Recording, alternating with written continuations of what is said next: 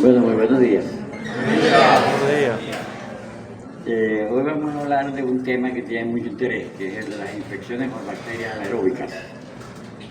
Entre esas vamos a hablar de enfermedades que tienen agentes etiológicos específicos, producidas por tal bacteria. Mientras que otras, es un grupo muy grande de infecciones producidas por varias de ellas que pueden producir varios tipos de infecciones. Bueno, el tema al que nos vamos a referir se llama bacterias anaeróbicas estrictas. Ese capítulo se refiere a bacterias que no pueden utilizar el oxígeno en ningún momento. Son estrictamente, para respirar, requieren sustancias distintas al oxígeno. De ahí el nombre de anaerobio. El prefijo A en medicina es carente de. No tienen eso. Por ejemplo, anencefalia, anaerobio, etc. Vamos a ver algunas de las características de esas bacterias. Y las vamos a definir primero, diciendo que utilizan una sustancia distinta al oxígeno como sector final de hidrógeno. Recuerden ustedes que el metabolismo celular es la movilización de hidrógeno pero la respiración celular es la movilización de hidrógeno dentro de la célula. Eso es lo que se llama respiración celular. Deberían haber visto en bioquímica que eso se hace a través de una mezcla o varios elementos que se llama eso la brigada de canglones. Entonces, movilizar hidrógeno dentro de la célula es lo que conduce a lo que se llama respiración celular. Y el objetivo final es producir agua y material energético. Aquí decimos que los bioproductos naturales del metabolismo anaeróbico, que es el metabolismo aeróbico que tenemos nosotros en nuestras células, son el agua oxigenada y el radical O2 negativo, se llama ese radical superóxido, que en presencia de hierro producen radicales hidroxilo que son tóxicos a las células. Por eso incluso aquí queremos de una vez dar alguna pauta importante. No deben curar las heridas con agua oxigenada, porque el agua oxigenada más bien destruye las células normales de nosotros. Y veo mucha gente curando heridas con agua oxigenada. Entonces esos radicales hidroxilo dañan a las moléculas biológicas, a las macromoléculas. Las células tienen dos enzimas, una enzima que se llama catalasa, o también llamada peroxidasa, porque el H2O2 se llama peróxido de hidrógeno, o agua oxigenada. Entonces la enzima que desdobla eso se llama enzima peroxidasa, o catalasa. Entonces la enzima catalasa y la superóxido dismutasa, que es la que transforma el radical O2 negativo, el radical llamado superóxido, protegen a la bacteria de estos radicales hidroxilo. Las bacterias anaeróbicas carecen de estas dos enzimas. No tienen ni peroxidasa, es decir, no tienen catalasa, y tampoco tienen superóxido dismutasa. Eso es lo más importante. Por lo que el oxígeno les es tóxico para ellos. Porque fíjense que la catalasa desdobla o transforma el agua oxigenada H2O2 en dos moléculas de agua y en oxígeno. Y eso sí no es tóxico, las dos moléculas de agua y el oxígeno. Que por cierto el agua la utilizan todas las células vivientes. Y el oxígeno lo utilizamos nosotros en todas las células aeróbicas. Entonces el radical superóxido, la enzima superóxido dismutasa, transforma el radical superóxido negativo, que es el que finalmente produce los hidroxilos y que es el tóxico, en moléculas de agua oxigenada y en oxígeno atmosférico. La sensibilidad de estas bacterias frente al oxígeno varía, y hay algunas de ellas que se llaman aerotolerantes, como por ejemplo, anaerobio tolerante, el Bacteroides fragilis, que de hecho se llama frágil porque es muy frágil y es muy difícil hacer el diagnóstico etiológico de esa bacteria en alguna infección. Entonces, los anaerobios se multiplican, otra definición es que ellos se multiplican en un potencial de óxido de reducción bajo, preferiblemente negativo. Recuerden ustedes que el potencial de óxido de reducción de casi todos los tejidos es positivo y es por encima de 120. Cuando el potencial de óxido de reducción se llama eso un potencial anaeróbico, es el mismo equivalente. Un potencial de óxido de reducción negativo, es decir, un ambiente anaeróbico. Y el establecimiento de una infección anaeróbica a veces no se debe tanto a la violencia del microorganismo, porque hay algunos que no son violentos, sino fundamentalmente a la disminución de la tensión del oxígeno en el tejido. Cuando el oxígeno baja, se produce un ambiente anaeróbico. Incluso antiguamente los franceses, para cultivar bacterias anaeróbicas, metían bacterias aeróbicas en esa misma campana para que la aeróbica consumiera el oxígeno y se produjera un ambiente anaeróbico para lograr estimular el crecimiento de los anaeróbicos. Entonces, disminuir la tensión de oxígeno en el tejido hace que la infección anaeróbica pueda presentarse, porque eso traduce en disminución del potencial de oxirreducción del tejido. Potencial redondo disminuye, se negativiza, se vuelve muy bajo. Vamos a analizar algunos de los factores que hacen que el potencial de oxirreducción baje. El tejido normal dijimos que tiene un potencial de oxirreducción positivo de más o menos 120 milivoltios. Y muchas esporas de las bacterias anaeróbicas esporulan, porque vamos a ver ahora que algunas de ellas producen esporas.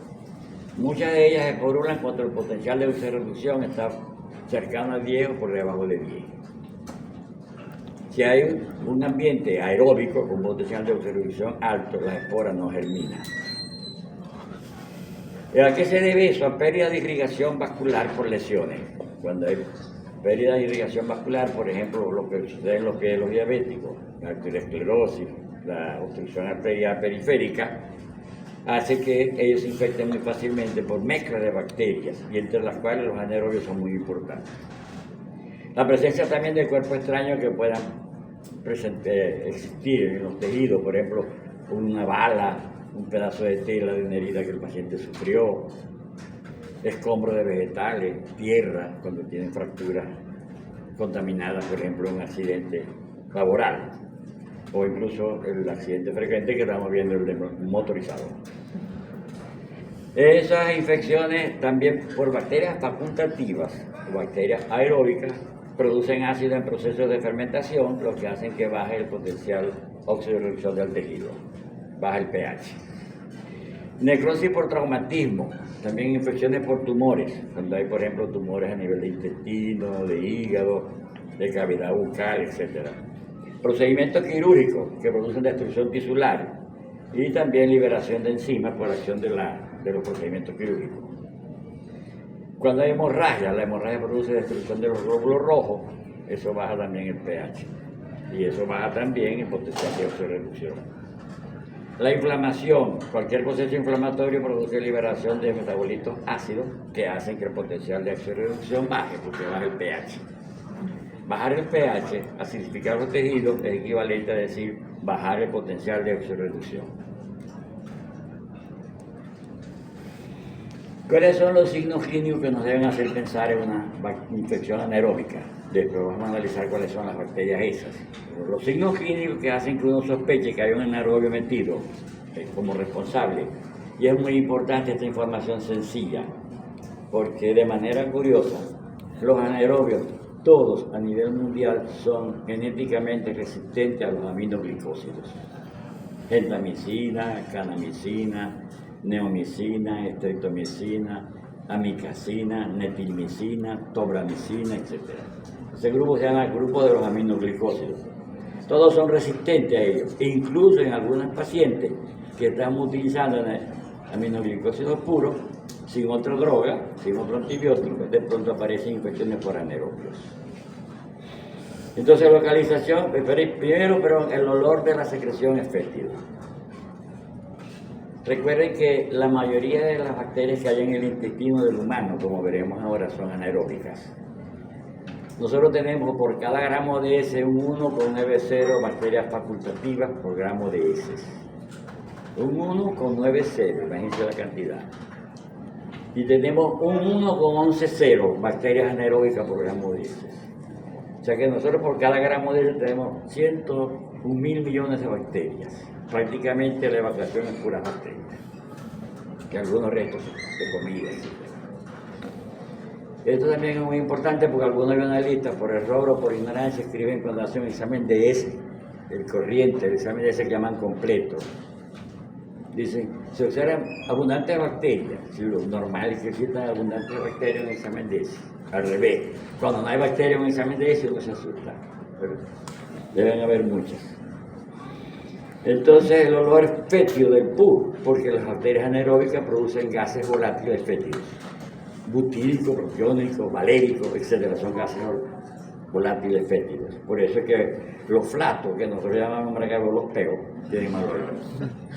Porque habitualmente tienen esos gases, esos ácidos grasos volátiles. También la localización de la infección cercana a una superficie mucosa, porque todas las mucosas tienen una gran cantidad de bacterias anaeróbicas. En la boca hay muchísimas, en el intestino hay muchísimas, en cualquier mucosa, en la vagina, etc. Muchas bacterias anaeróbicas, entonces, localización de una infección cerca a una superficie mucosa. Suturaron a una mujer en una episiotomía, suturaron una herida, etc. En la boca, una herida de una víscera hueca, etc. Presencia de necrosis. Puede haber muerte del tejido, necrosis. Eso es lo que gangrena del tejido, muerte del tejido. Y se escribe gangrena, no cangrena ni cangrina, sino gangrena. Con gas en los tejidos. Porque hay gas, porque se produce CO2 y se produce hidrógeno. Entonces cuando uno toca la superficie cercana a la mucosa, por ejemplo, cercana a una fractura de una extremidad que está enyesada, uno siente como que el gas se desplaza, se presiona, como si fuera corriendo el gas entre los tejidos. Se siente eso. También infecciones consecutivas a mordeduras, porque la mordedura es la herida más peligrosa que existe, la mordedura. En primer lugar, la más peligrosa es la del humano. En segundo lugar, la de los monos. En tercer lugar, la de los gatos.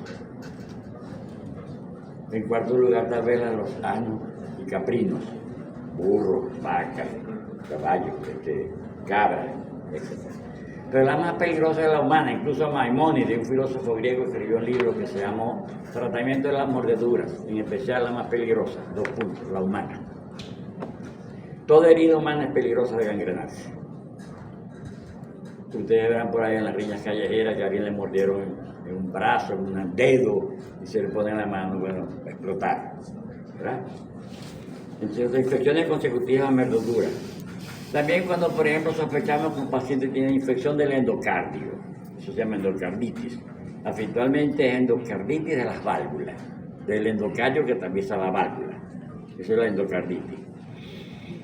Porque no se compromete todo el tejido endocárdico, sino el valvular, que es el que es contráctil, y se maltrata.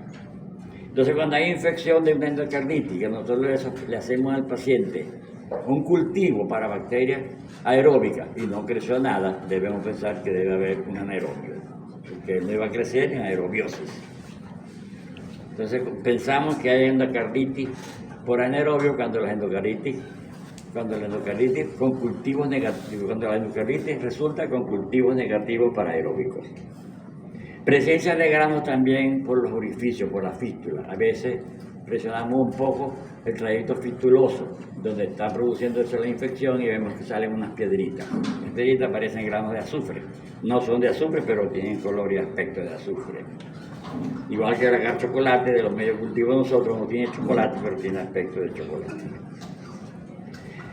También un cuadro clínico. ¿Cuáles son los cuadros clínicos sugerentes de infección anaeróbica? Los abortos, sobre todo los abortos criminales, abortos sépticos, abortos provocados. Infección por cirugía abdominal. El peligro de la cirugía de abdomen es la infección por bacterias anaeróbicas. La actinomicosis, que ya dijimos que son las de los granos esos, azufrados, que vemos en algunos casos ahora en mandíbula y eso. Y la presencia de mionecrosis. La mionecrosis, que hay necrosis del músculo. Y la mionecrosis es lo que se conoce en general como gangrena gaseosa. Mionecrosis por clostridio. Y veremos cuáles son los clostridium productores de mionecrosis. Ahí tiene una fotografía donde mostramos los principales sitios donde hay infecciones anaeróbicas. No son por frecuencia, sino posibles que se presenten, por ejemplo, en el cerebro. En pacientes que tienen alguna infección de oído, de mastoide, se puede infectar el cerebro. En pacientes que tienen, por ejemplo, alguna extracción dentaria o un cuerpo, un diente con un postizo, con un implante dental, con un tornillo, en el maxilar superior, por ahí se puede meter la bacteria, de la boca, se mete por allí. En los pacientes que son sometidos a cirugía de la boca puede haber también formación de abscesos en el cerebro por bacterias anaeróbicas. Puede haber también sinusitis crónica. La sinusitis crónica, una de las características es la fetidez de la secreción que tiene el paciente. Otro sitio de infecciones son las infecciones periodontales, que son muy frecuentes en odontología. Periodontitis. Si bajamos ahí vamos a tener también la posibilidad de acceso en el pulmón, sobre todo infecciones donde se presenta primero neumonía por broncoaspiración. Pacientes que de pronto vomitan porque están ebrios o porque están inconscientes o tuvieron ACV y de pronto vomitan y el vómito se le va para la vía respiratoria. Entonces van a haber abscesos pulmonares, neumonía necrosante, derrames pleurales, etc. También podemos ver bacteriemia con septicemia por esas bacterias. Pero lo más frecuente son las lesiones abscedadas. Lesiones abscedadas, como hablamos de los abscesos cerebrales, abscesos, por ejemplo, en la cavidad abdominal, después de una cirugía de abdomen, acceso por debajo del diafragma. Abscesos subdiafragmáticos, pueden haber abscesos suprahepáticos encima del hígado, debajo del diafragma, o supraesplénicos, por encima del vaso, debajo del diafragma. En cada lado me refiero. Suprahepático y supraesplénico, se llaman abscesos subdiafragmáticos, que son frecuentes después de muchos casos de peritonitis. Entonces, abscesos a nivel de la sufrénico, abscesos, ya dijimos. Otras lesiones son, en la mujer, por ejemplo, puede haber mucha infección anaeróbica de punto de partida de la vagina. La vagina tiene una gran cantidad de bacterias anaeróbicas que por alguna razón la pudieron llevar hacia el útero en la colocación de un dispositivo, etc. O hizo un acceso entre la trompa y los ovarios, acceso tubovárico, o sea, salpingitis, inflamación de la trompa de Eustaquio, perdón, de Falopio. ¿Perdón? Sí, porque se confunde, pero al final lo tengo bien claro. Entonces también puede haber incluso abscesos a nivel pélvico, como consecuencia, por ejemplo, de cirugía prostática, cirugía uterina, etc. Habitualmente la lesión anaeróbica tiene un pus fétido y casi siempre se absceda. Vamos a ver entonces cuáles son, a qué se debe la patogenia, por qué causan ellos enfermedad. Vamos a hablar primero de unas bacterias que se llaman anaeróbicas, pero que no es porula, porque hay bacterias anaeróbicas que forman esporas, y eso le confiere capacidad para sobrevivir en condiciones adversas. De pronto, no sospechamos que hay un anaerobio porque está incluso en el aire, en un alambre, en un clavo, por ejemplo, en una lata oxidada, y está ahí el anaerobio, porque él está vivo allí porque forma una espora. Y la espora le da la característica que hizo Walt Disney, meterse en hibernación para ver si después puede revivir. Eso lo hizo Walt Disney. Entonces, y eso lo hacen esas bacterias, se meten en hibernación, entre comillas, al formar esporas para poder sobrevivir a las condiciones adversas y después producir enfermedad. Cuando la espora se transforma en la forma vegetativa, se llama eso esporulación. Perdón, sí, la formación de la forma vegetativa. Porque la espora viene siendo en bacterias esporuladas el equivalente a los quistes en las parásitos, en las amibas. Y la forma prosozoítica del parásito viene siendo equivalente a la forma vegetativa de la bacteria. Entonces, por anaerobios por un lado, ellos producen habitualmente, no es por un lado, infecciones endógenas. Quiere decir que son infecciones producidas por bacterias en nosotros mismos. Es una infección endógena. Infección producida por bacterias propias de uno. Las otras infecciones las llamamos exógenas y las vamos a analizar también. El mecanismo de patogenicidad de ellas, habitualmente de esas bacterias anaeróbicas no esporuladas, es la invasividad. Invaden, destruyen los tejidos y forman colecciones supuradas con necrosis, y lo más importante es que habitualmente es polimicrobiana. Es muy raro conseguir una infección anaeróbica por bacterias de este grupo no esporulada que sea exclusivamente causada por una bacteria. Habitualmente es una mezcla, es polimicrobiana. Por eso es que para esas infecciones utilizamos habitualmente más de un antibiótico. ¿Cuáles son las bacterias esas importantes? Ahí hay una del género Veillonella, y si vemos, vamos a comparar a estas bacterias anaeróbicas no esporuladas con bacterias anaeróbicas, pero aeróbicas esporuladas. No esporuladas, perdón. Y vamos a comparar anaerobios no esporulados con aerobios no esporulados, ¿verdad? Por ejemplo, las Veillonella son cocos redondos gran negativos que equivaldrían a las neisseria en los aerobios. Los bacteroides son bacilos gran negativos no esporulados que equivaldrían a las pseudomonas y a las enterobacterias, ¿verdad? Los fusobacterios son bacterias gran positivas anaeróbicas estrictas no esporuladas que equivaldrían en los aerobios estrictos a los bacillus, ¿verdad? A las listerias monocitógenes.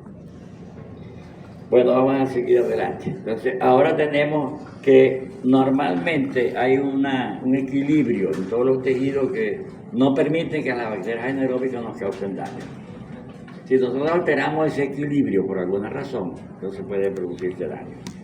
El equilibrio de los tejidos y de los pH se llama eso homeostasis. Porque la hematosis se refiere al intercambio de oxígeno a nivel del célula en el pulmón. Que homeostasis. Hay barreras físicas que son impenetrables, por ejemplo. La barrera física llamada piel no la penetra ni el bacilo del tétano. Nosotros podemos jugar con las heces cuando nos ensuciamos limpiándonos el rabo y no nos enfermamos porque la piel no la penetra ninguna bacteria. Entonces, las barreras son las barreras físicas, por ejemplo, células epiteliales, barreras químicas, la mucosidad de algunos tejidos. Los antimicrobianos que tienen algunos tejidos tienen ácidos, por ejemplo, ácidos, como los ácidos grasos de la piel, que impiden que nos enfermemos muy fácil.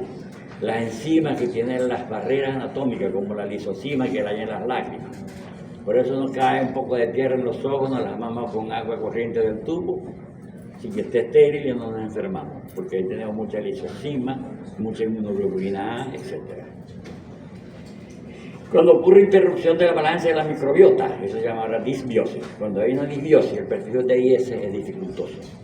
Distonía, disfagia, disritmia, eso es el perfil de IS.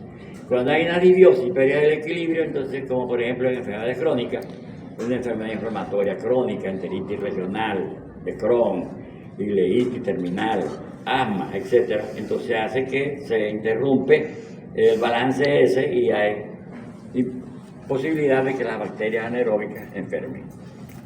Aquí tiene una fotografía de los sitios anatómicos más frecuentes donde encontramos bacterias anaeróbicas. Fíjense en la cavidad bucal, el biofil que existe encima de la gingiva y de los dientes. La gingiva es la encía. El biofil que tenemos nosotros encima de los dientes, que tiene Corynebacterium, Streptococcus, Neisseria, Fusobacteria, Leptotricha, Porphyromonas, Hemófilos, y no nos enfermamos, ¿verdad? Por esas barreras anatómicas que hemos mencionado. ¿Cuáles hay también, por ejemplo, a nivel de otros sitios? Por ejemplo, en los órganos genitales.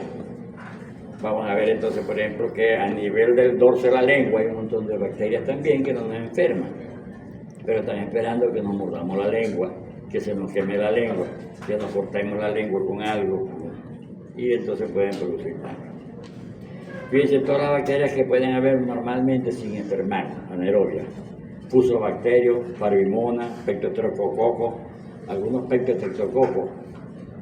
Los estreptococos son bacterias aeróbicas del grupo de los aeróbicos redondos, pero los pectostreptococos son bacterias redondas también que aparecen en los estreptococos, pero son anaerobios.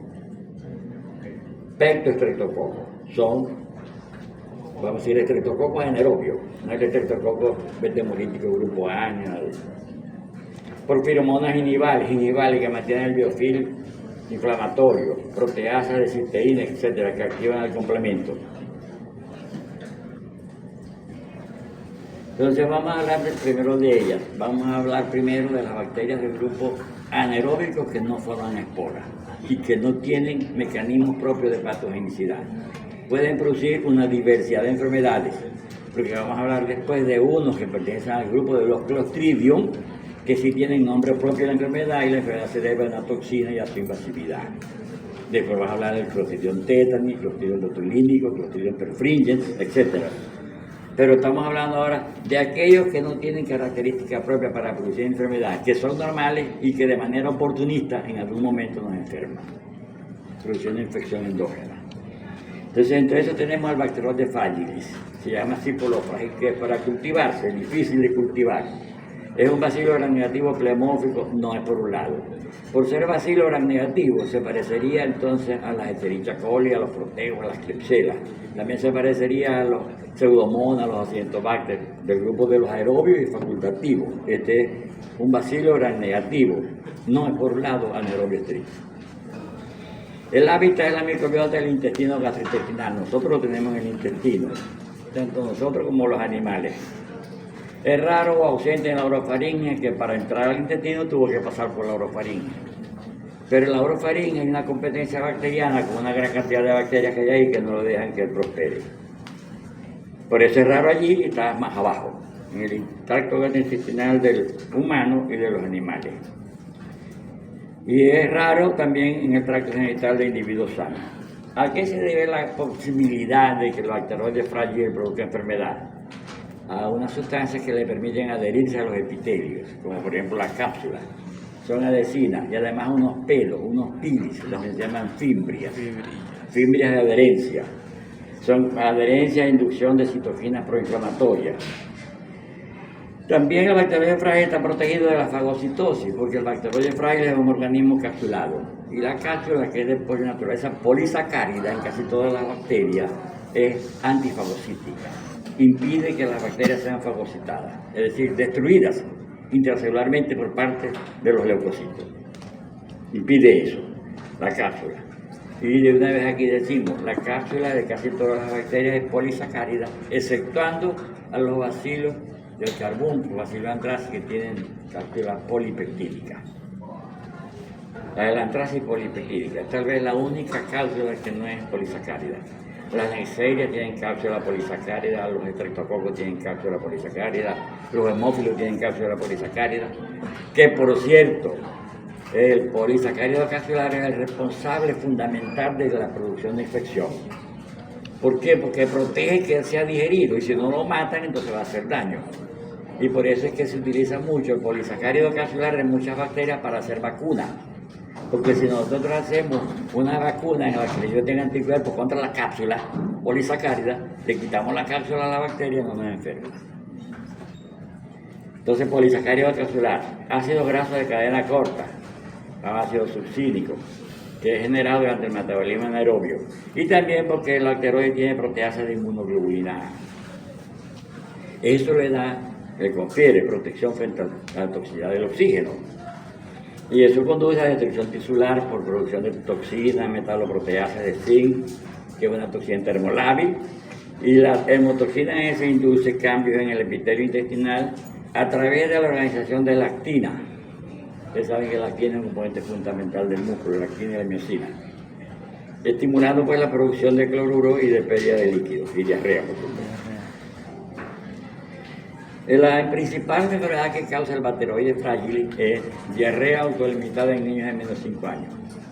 Si no tenemos causa por la cual un niño tiene diarrea, no tiene fiebre, porque habitualmente no es febril ni nada de eso, una diarrea acuosa, en niños pequeños pensamos que es un Bacteroides fragilis y que se va a curar espontáneamente. Si lo rezamos, si le damos un antibiótico, si lo ven brujo, se va a curar solo. Por cierto, hay una interrupción aquí, estuve muy emocionada porque antes de venir para acá me dijeron que me nombraron a mí epónimo de la 6ª jornada científica de la Facultad de Medicina, que se va a celebrar en mayo próximo, casi coincidiendo con mi cumpleaños, del 18 al 22 de mayo.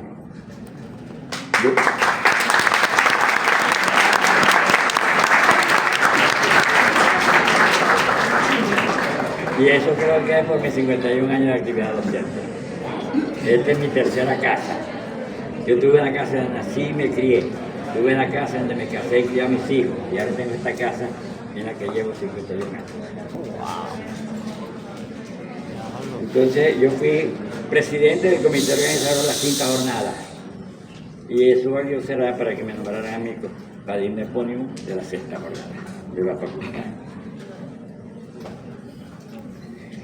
Bacteroides frágiles, que ya lo mencionamos, el factor principal de virulencia es la cápsula polisacárida, lo dijimos, lo que le confiere resistencia a la fagocitosis. Y habitualmente las cápsulas promueven la formación de abscesos, porque si no son fagocitados se van acumulando y multiplicando y forman el absceso. Tienen un lipopolisacárido. Recuerden ustedes que las bacterias gram negativas que nosotros hablamos, Escherichia coli, Proteo, etc., tienen una fracción llamada LPS, que es la fracción endotóxica, el lípido polisacárido. Él tiene un lipo muy pequeño, no lípido, sino lipopolisacárido, que no tiene actividad de endotoxina. Por cierto, ya hay un defecto, un error. Endotoxina. Tiene enzimas lipoproteicas y proteolíticas, que le confieren invasividad, otras como las proteasas, la neuraminidasa, la citolicinas, etc. El bacteroide frágil produce habitualmente infecciones pulmonares, cerebrales, intraabdominales, ginecológicas y de piel y tejido blando, sobre todo por mordedura o contaminación de superficie traumatizada. Ya dijimos que es caracterizada la infección anaeróbica habitualmente por la formación de abscesos, PU, y la bacteriemia por esta bacteria es muy rara, menos del 5%. El otro que nos interesa del grupo son las prebacterias. ¿Qué pasó, profe? Profe, se pasó una diapo. ¿Cómo hacemos el diagnóstico de laboratorio? Lo vamos a analizar al final. El diagnóstico de laboratorio de bacterias anaeróbicas en nuestra ciudad es bastante deficiente, porque las personas que se dedicaban a esto ya fallecieron casi todas aquí en la universidad, que eran de la CIA, y mucha gente lo que hace es cultivar bacterias aeróbicas o facultativas en casi todos los centros. Pero es muy importante la característica de la coloración de granja a partir de la muestra clínica. Estas bacterias crecen muy rápidamente en los cultivos que se incuban en manera anaeróbica y se identifica, como toda la bacteria, por prueba bioquímica, la secuencia genética, es decir, la reacción de la polimerasa en cadena y el efecto fotografía de masa. El tratamiento es muy importante porque ellos son resistentes a la penicilina, el bacteroide frágil. Y 25% de ellos, es decir, la cuarta parte, son además resistentes a la clindamicina. Pero les quiero decir que la penicilina sigue siendo el mejor antibiótico del mundo. Este se le escapa 25%, pero para casi todas las otras bacterias la penicilina sigue siendo el mejor medicamento. ¿Por qué eso? Porque la penicilina actúa inhibiendo la pared celular de las bacterias. Inhibe su pared celular. A nosotros no nos causa ningún daño porque ninguna célula nuestra tiene pared. Ni la célula cardíaca, ni la ósea, ni la muscular, ni la celular, nada. A ninguna célula le inhibe pared si no tiene pared. Entonces ellas inhiben la síntesis de pared celular y el mecanismo como actúan es que al quitarle la pared se le mete agua y explota la bacteria. Por eso es que no causa daño al hombre. Yo he tenido pacientes que le he dado 80 millones de unidades de penicilina en un día. 80 millones. Son susceptibles al metronidazol, a los carbapenem, meropenem, imipenem, ertapenem, etc. Y a la piperacina y a tazobactam. Y quiero nuevamente enfatizar algo aquí. Ahí está el metronidazol. El metronidazol es un antiparasitario que sirve para amibia, para guiar, etc. Pero tiene muy poca actividad antibacteriana. Porque en general un medicamento que sirve para una serie de la escala biológica no sirve para otra. Los antibióticos sirven para bacterias, no sirven para hongos. Los antibióticos sirven para bacterias, no sirven para virus. Los antibióticos que sirven para bacterias no sirven para parásitos. Para los parásitos antiparasitarios, para las bacterias antibacterianos, para los hongos antimicóticos, antifúngicos. Porque hubo un error aquí cuando se pretendió utilizar la ivermectina para el virus del coronavirus. La ivermectina es un antiparasitario, no tiene ninguna acción contra los coronavirus. Y eso lo decía yo y se lo dije al gobernador Prieto y me iban a poner preso que estaban haciendo un error, engañando a la gente. Porque eso es, dijeron que había mucha ivermectina, que se iba a controlar el problema del coronavirus y eso no sirve. Entonces, igual que metronidazol, es muy poca la bacteria anaeróbica para las que sirve y esta es una de ellas, el bacteroide frágil. Después diremos algunas otras. Pero aquí yo veo que a un paciente lo operan de abdomen y enseguida el cirujano le pone metronidazol. Tiene un pie diabético, le ponen metronidazol. Y más metronidazol, y más metronidazol. Y tiene muy poca acción para bacterias. Profe, raspó microbiología. ¿Ah? Se rasparon microbiología. Temporalmente. Vamos a ver la Prevotella, género Prevotella. Se llama así en honor al doctor Prevot, un investigador francés. Son bacilos granativos que forman un pigmento. Incluso una de ellas, la más importante, se llama Prevotella melaninogénica. Melanina es el pigmento que le da color a los negros. Los capinos no tienen melanina, por eso ellos son blancos y con ojos rojos. No tienen color ni siquiera en los rojos, en los ojos. No tienen melanina. Entonces, si una persona produce mucha melanina, son los morenos de nosotros, los negros. Por cierto que ayer estaba hablando con un médico y me decía que era un paciente de Oguri que era de raza negra. Y yo no, la raza no es negra. La raza es humana. Es un humano de color negro, pero no hay raza negra ni raza amarilla. La raza son animal y humana, ¿verdad? Todos los humanos somos raza humana, sean negros, blancos, capinos, ¿verdad? Raza humana, es ni siquiera raza negra. Color negro. Así, color negro, color blanco. Entonces la Prevotella vivia, la Prevotella viciens, esa bacteria tiene pilis de adherencia, produce varias enzimas que promueven la invasión tisular y la propagación y daño de los tejidos, y tienen un polisacárido capsular que inhibe la fagocitosis, igual que muchas de las bacterias anaeróbicas. Tienen polisacárido capsular para inhibir la fagocitosis y poder reproducirse, multiplicarse.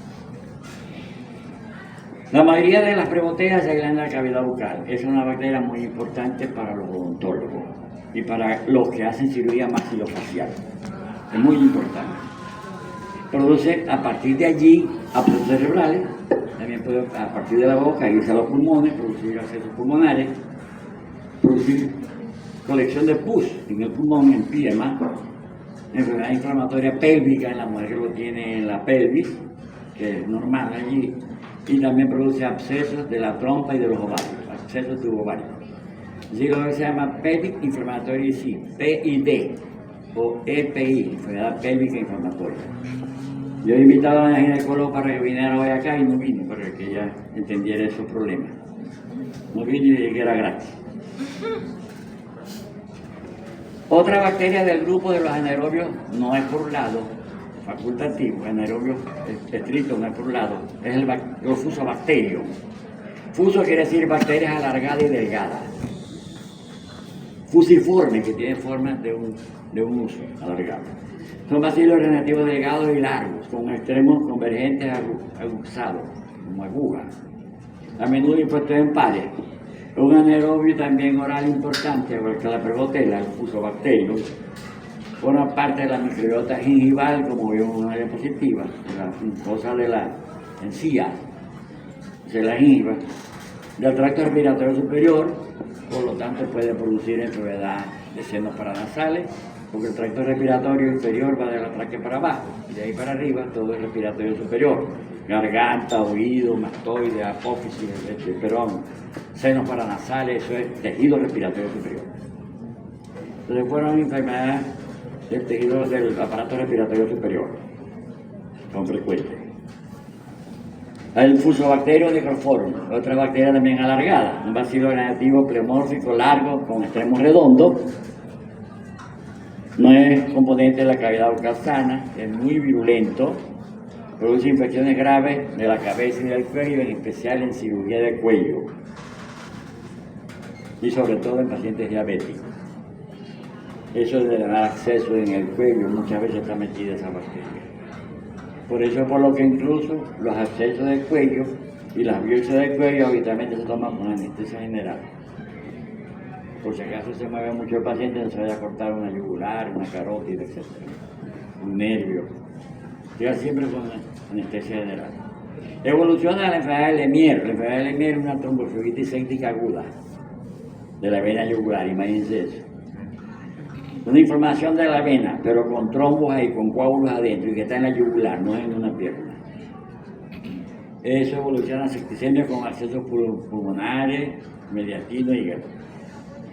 Está relacionado también de manera curiosa con la mononucleosis infecciosa. La mononucleosis infecciosa, cuando veamos eso de virus, ese es el virus de Epstein-Barr, que produce la llamada enfermedad del beso, popularmente. El virus de Epstein-Barr se asocia a muchas enfermedades y no se sabe por qué, incluso con el síndrome de la fatiga crónica, con cánceres, con linfomas, etc. Entonces está relacionada el Fusobacterium necrophorum con la tromboflebitis séptica aguda de la yugular con la mononucleosis infecciosa. Ahora vamos a hablar del género de las actinomyces. Actinomyces. La enfermedad también se le dice actinomicosis, a pesar de que es causada por bacterias. Micosis tiene que ver con hongo. No hablamos de una micosis pulmonar, micosis de la piel, sino que la enfermedad es causada por hongo. Y esta enfermedad es producida por actinomyces, que le dicen actinomicosis. Y las bacterias se llaman actinomycetos. De ellas la más importante es la actinomyces israelí. También hay el odontolítico, el Bicosus, el Herenciae y un Arcanobacterium, Biógenes. Los actinomyces son bacilos gram positivos, no es por un lado. Ya vimos los bacilos gram negativos, no es por un lado. Anaerobios estrictos, Fusobacteria, los bacteroides, etc. Ahora, estos son no por un lado que se ramifican en ángulo agudo. Y eso se parece mucho a las bacterias productoras de la difteria. Fíjense que son, en los frotis directos uno ve que hay muchos bacilos que son gram positivos, que pueden tomar aspectos de letras del abecedario. Dos cruzadas forman como una X, o una en punta con otra forman como una L, o dos como el que se usa para colocar el cabretillo del pintor. Un palito atravesado forma una A. Z, etcétera, aparentemente tienen como letras palizadas, letras chinas o letras del abecedario y se parecen mucho a las bacterias de la difteria. No son ácido resistentes, a diferencia de la nocardia, que la nocardia asteroide sí es ácido alcohol resistente y es una diferencia importante en el laboratorio. Las actinomyces son microbiota normal de la boca, del colon y de la vagina, es decir, que pueden estar produciendo infección en esos sitios consecutivos a exploraciones, a cirugía, a traumatismo de esas zonas, porque están allí. Son habitantes normales, microbiota normal de boca, colon y vagina. Tienen baja virulencia, no son agresivos. Habitualmente ocasionan enfermedad posterior a un trauma o cirugía o infección por otra bacteria. No hay transmisión de persona a persona y después la microbiana, porque hay varias de ellas, puede haber Echinella corrodens, enterobacterias, y las enterobacterias son la Escherichia, Proteo, la Klebsiella, la Serratia, cualquiera de ellas, que algunas personas las tienen en la garganta, en especial la Klebsiella, porque las bacterias que están en el intestino todas tuvieron que entrar por la garganta, por la boca, y algunas se quedan allí como flora normal de esa zona. Echinella corrodens, enterobacterias, Fusobacterium, bacteroides, Caunocitofaga, también estafilococo y estreptococo. Recuerden ustedes que en la boca hay muchos estreptococos, y un grupo muy grande se llama estreptococo viridas. Las caries. Entonces, y también puede haber portadores de estafilococo en la garganta, y son sanos. Actinomyces israelí, el elemento más importante del grupo, produce la actinomicosis, en la que él elabora enzimas proteolíticas que favorecen la destrucción tisular. Produce unos filamentos y gránulas en el tejido inflamado. Eso es producido por una sustancia polisacárida de la bacteria que une los filamentos de los tejidos, formando unos gránulos que se llaman gránulos de azufre, que eso es justamente de polisacárido para evadir la fagocitosis, y es una sustancia homogénea de color amarillo. Por eso parece que fueron granos de azufre. La actinomicosis es una infección crónica que se origina en los tejidos adyacentes a la superficie mucosa. Dijimos que esa es una característica de la infección anaeróbica, cercana a la superficie mucosa, lentamente progresiva e indolora. El paciente puede llegar a la consulta y dice que tiene 2 años con la mandíbula grandota, hinchada, por ejemplo, o un hueso, alguna extremidad, una costilla, etc. Se origina en lenta, progresiva, indolora y habitualmente posterior a un traumatismo. Un golpe en la mandíbula con algo, un golpe en una pierna, etc. La característica clínica clave para pensar en ella es que es crónica, de progresión a través de los límites de los tejidos, se expande lateralmente, va creciendo, como dice la gente. Presencia de masas, induración, supuración y habitualmente se fistuliza. Porque eso que está allí es como cuando hay un cuerpo extraño. El organismo busca una vía para eliminarlo, le hace una vía, un camino, como especie de un riachuelo para que se le salga eso, del camino del río. Eso es una fístula. Hay formación, fistulización. Se puede resolver y reparar espontáneamente y puede haber recidivas incluso después de tratamientos exitosos. La gravedad de la enfermedad va a depender de los órganos y estructuras que estén implicadas. Hay cuadros que pueden ser cérvico-faciales, ya dijimos y lo vamos a ver algunos, torácica, abdominal o pélvica. O sea, actinomicosis cérvico-facial, actinomicosis torácica, actinomicosis abdominal y actinomicosis pélvica. Ahí tienen una actinomicosis cérvico-facial. Miren la mandíbula de esa persona. Es un proceso eritematoso, sin enrojecido, edematoso, hinchado de la zona de la mandíbula está abultada. La masa se vuelve fluctuante, uno la mueve allí, no está pegada al hueso, es fluctuante, que produce fístulas purulentas, hinchazón del tejido y eso incluso puede degenerar posteriormente en neoplasia. Recuerden cuando una infección es crónica, el organismo empieza a actuar contra él y de pronto ya está tan acelerado que las células degeneran. Se propaga al tejido contiguo a los huesos, como ganglios linfáticos en la cabeza, en el cuello, en el cráneo, en la columna cervical o incluso a nivel del tórax. Puede haber compromiso del oído, otitis, que recuerden que forma parte del aparato respiratorio superior. Habitualmente se relaciona la actinomicosis cervicofacial con el mal aseo dental, el aseo de la boca, etc. O extracción de piezas dentales e incluso colocación de material prostésico, dientes con pernos. La actinomicosis torácica asociada a material extraño, por ejemplo, personas que se le han pegado un tiro en el pulmón y tiene un pedazo de tela de la ropa que se llevó la punta del bala, etc. Curso indoloro progresivo que involucra el parénquima pulmonar, el espacio pleural, la pleura. Hay pacientes que tienen dolor torácico, fiebre, pérdida de peso, como si fuera tuberculosis, y ese es un diagnóstico diferencial, con un esputo purulento como tuberculosis, destrucción de tejido pulmonar y fístulas. Y ahí tienen la fístula de un paciente con una actinomicosis abdominal. ¿Cómo hacemos el diagnóstico de la actinomicosis?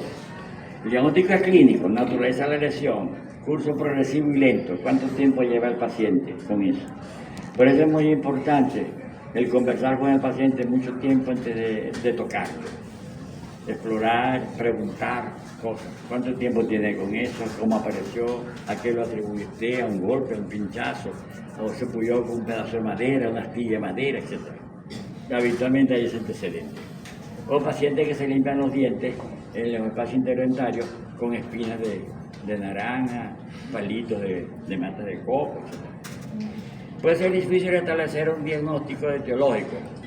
Hay pocas bacterias en el pus formando microcolonias o gránulos de azufre que están ocultas en el tejido involucrado o está incluso colonizado por otras bacterias. Entonces lo cultivan y sale Escherichia coli porque creció fácil. Lo cultivan y sale Pseudomonas porque creció fácil. Tratan a esa bacteria pero no tratan a la actinomicosis. Diagnóstico microbiológico. ¿Cómo hacemos el diagnóstico de la actinomicosis desde el punto de vista de bacteriología? Las muestras para prótesis directa deben incluir la mayor cantidad posible de pus. Cuanto más grande sea la muestra, es más representativa de la enfermedad. Por eso es que no sirve mucho función. La biopsia para cultivo y estudio de histopatología, o sea, de si es cáncer o no, son de mucha utilidad. Suele confundirse con un tumor, ya lo dijimos eso. La tomografía es muy útil y en caso de supuración, porque bota líquido por ese orificio, por esa fístula, tomar una muestra para cultivo y colorear con técnica de grano. El tratamiento en caso de lesiones purulentas, supurada, el tratamiento es quirúrgico, abrir eso. Donde hay pus, hay que abrir. Donde hay pus, hay que sacar ese pus.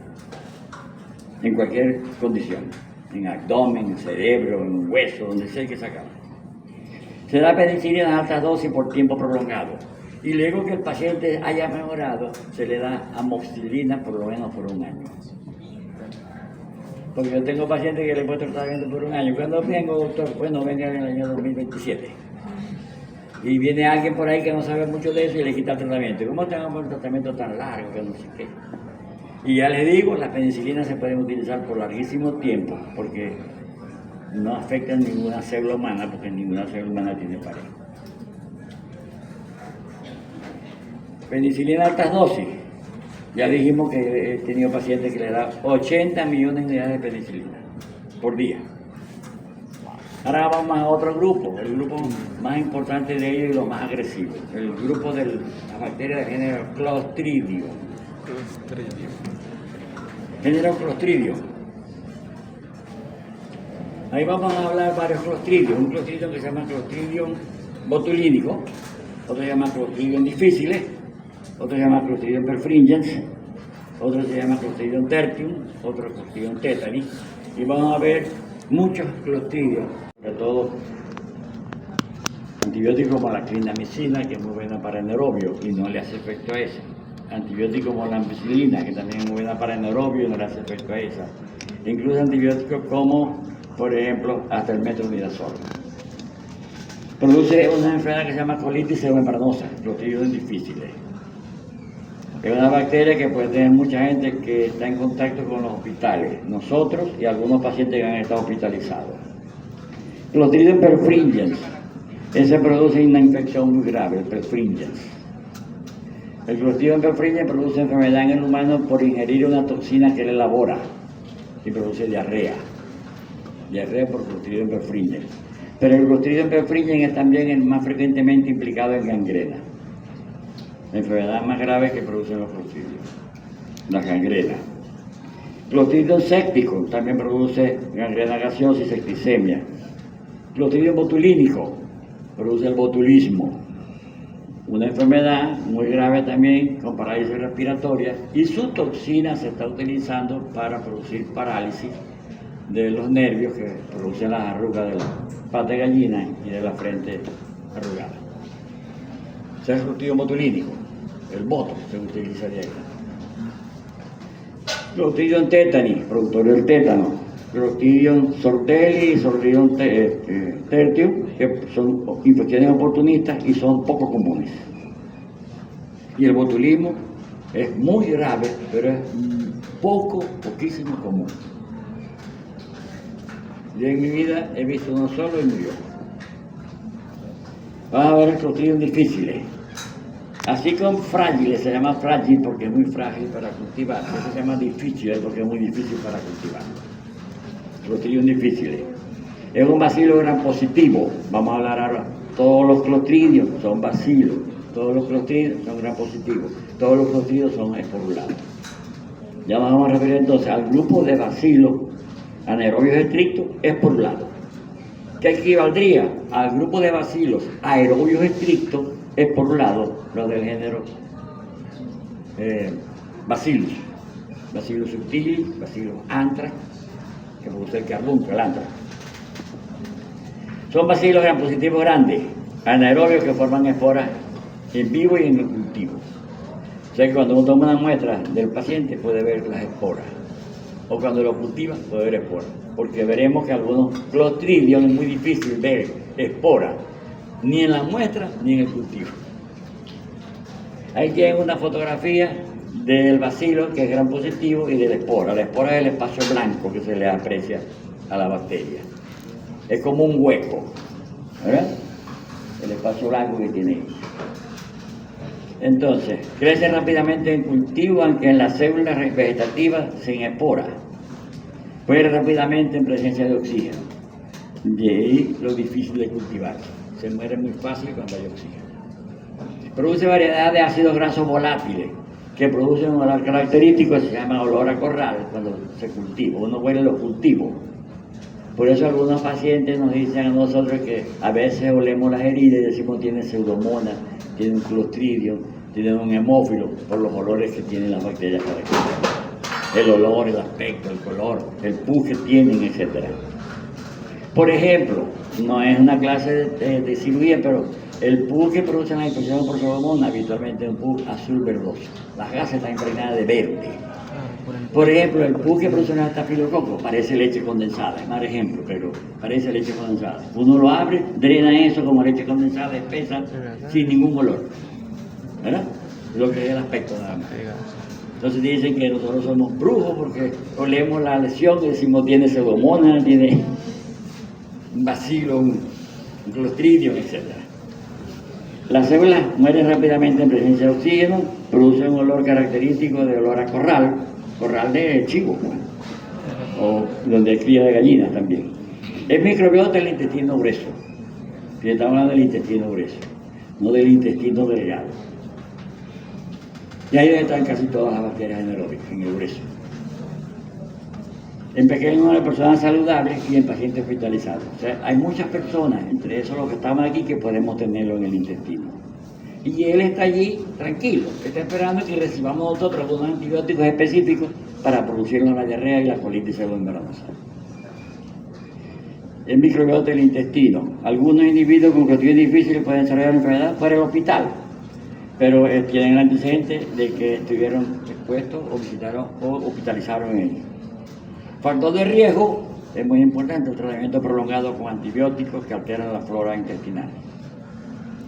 Recuerden que la flora intestinal, la microbiota, además tiene un poco de bacilos gram positivos que son útiles, lactobacilos, etc.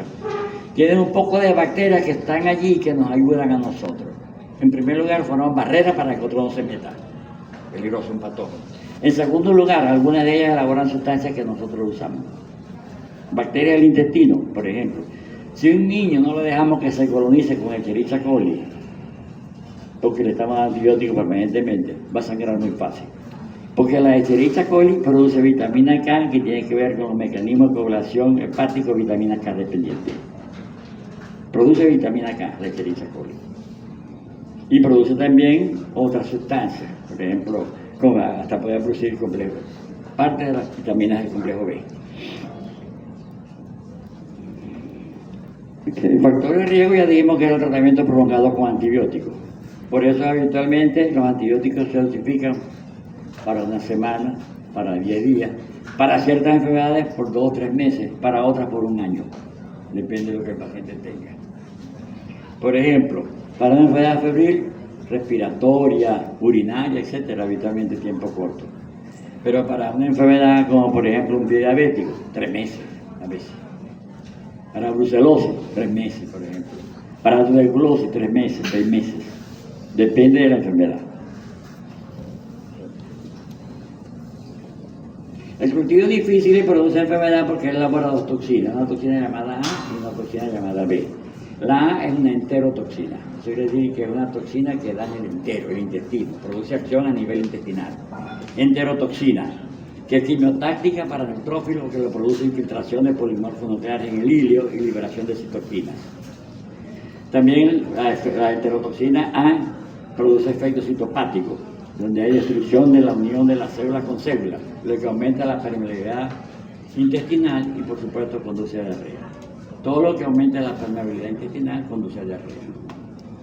La toxina B es citotoxina, que despolimeriza lactina, y la actina, como dijimos, es un componente estructural del esqueleto, del citoesqueleto, que con la miosina es la proteína del músculo.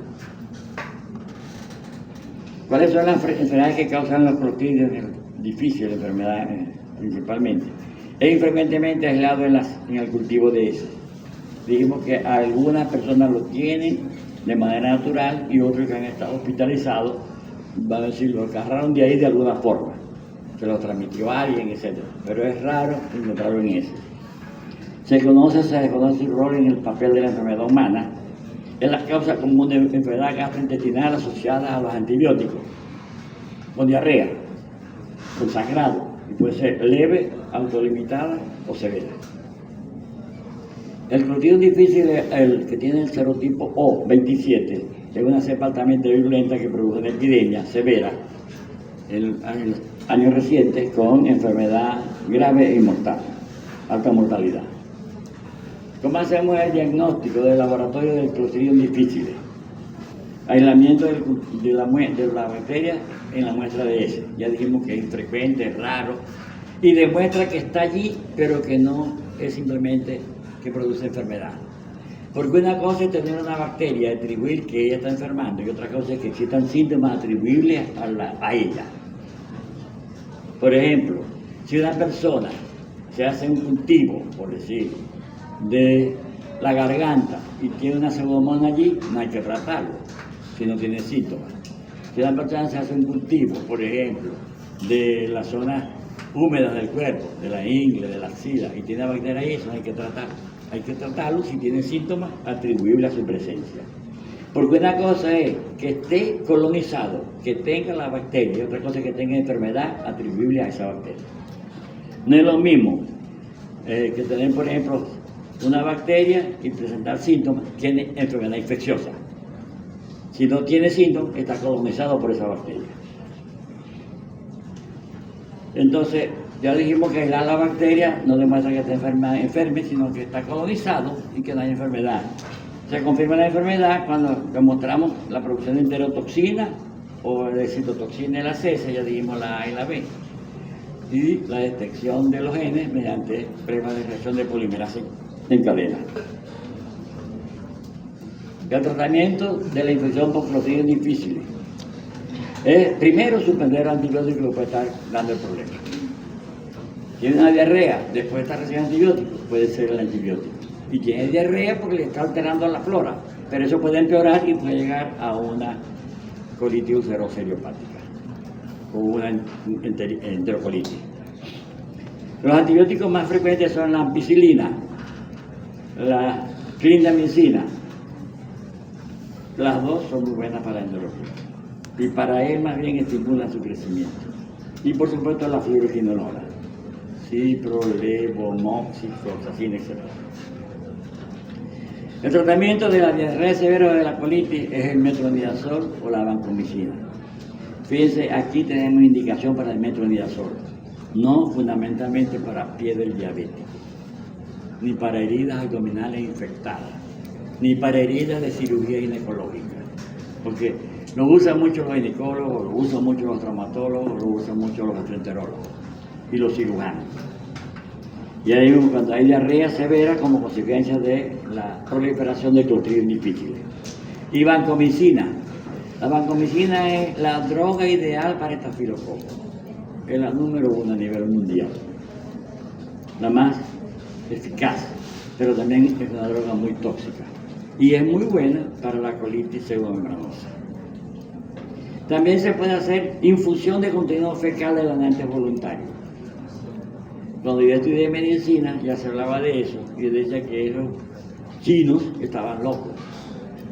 Porque los chinos cuando iban a operar a alguien del intestino le dan antibióticos para disminuir la población bacteriana de su intestino, para evitar los riesgos de salida de muchas bacterias hacia el peritoneo. Eso se llama esterilización preoperatoria del colon. ¿Ya? Se prepara con antibióticos para que no tenga muchas bacterias en el colon. Pero después había que darle bacterias para que él restablezca su flora. Y entonces por ahí salieron esas enterogerminas y todas esas cosas que llaman fermentos lácticos. Y los chinos lo que hacían era que le guardaban un poco de pupú del paciente para dárselo después operado. ¿Pero cómo se lo daban? En un cápsula tomado. Tómese eso. Y eso se llama así, infusión de contenido fecal de donante saludable. O sea, una persona que está sana, da un poquito de eso y para darse la flora. No le explicaban ese proceso al paciente, mi hermano. Es difícil prevenir la enfermedad porque puede haber esporas del Clostridium en las camas, etcétera, del hospital.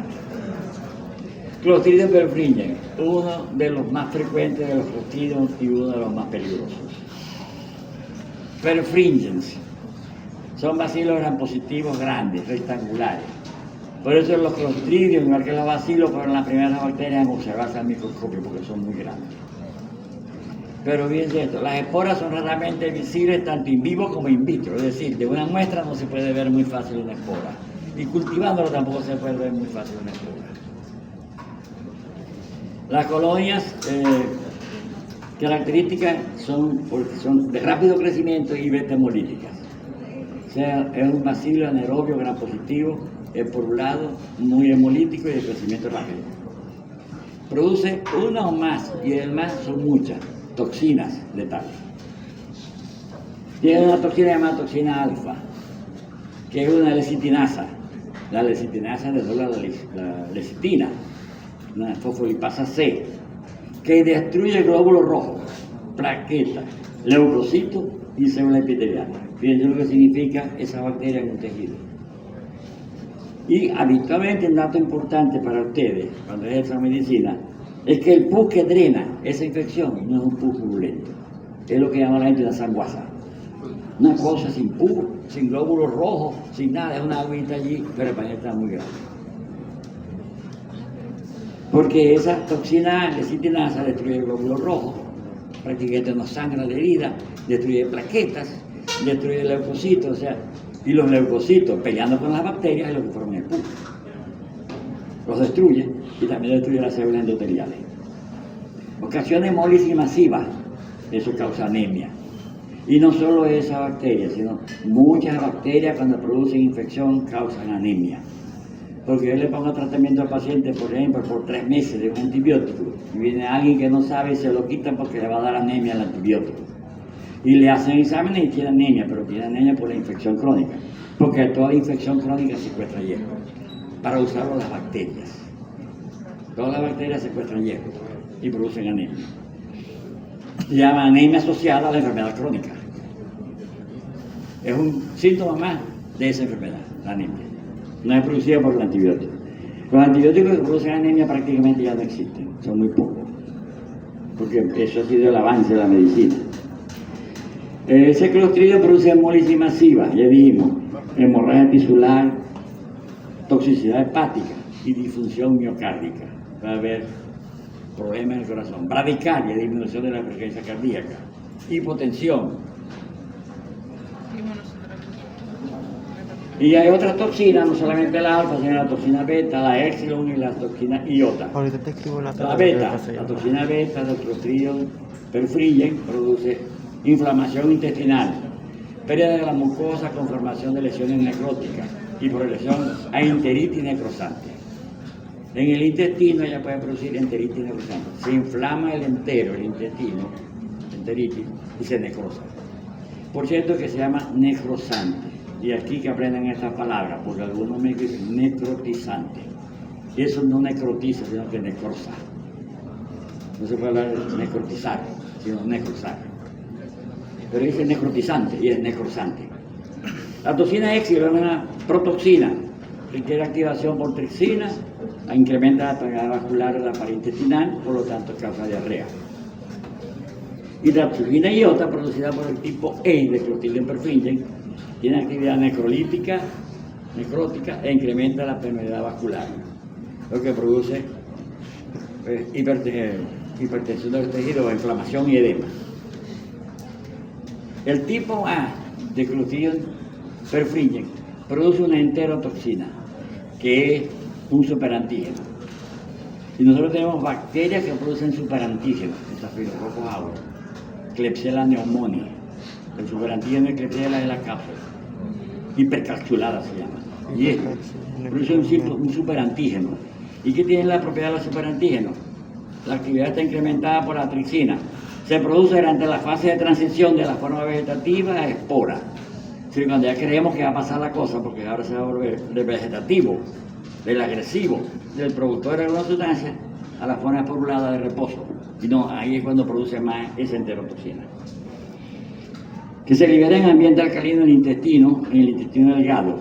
Fíjense que en el ilirio y en el yeyuno altera la permeabilidad, produciendo pérdida de líquido y de iones.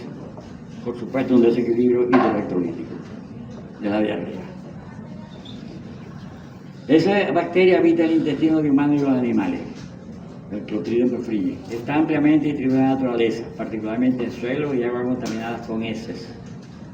Ya dijimos que las heces son prácticamente un laboratorio de bacterias, no tanto de residuos de la alimentación, muchas bacterias. Entonces, donde quiera que caigan heces, hay ese peligro.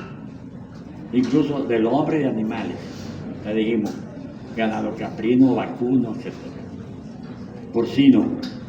Están ampliamente distribuidos en la naturaleza, especialmente en aguas contaminadas con heces y en suelo.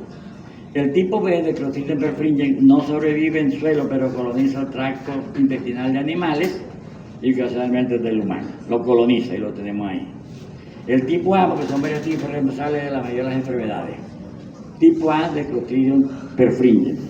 Produce intoxicación alimentaria, infección de tejido blando, enteritis necrosante y septicemia.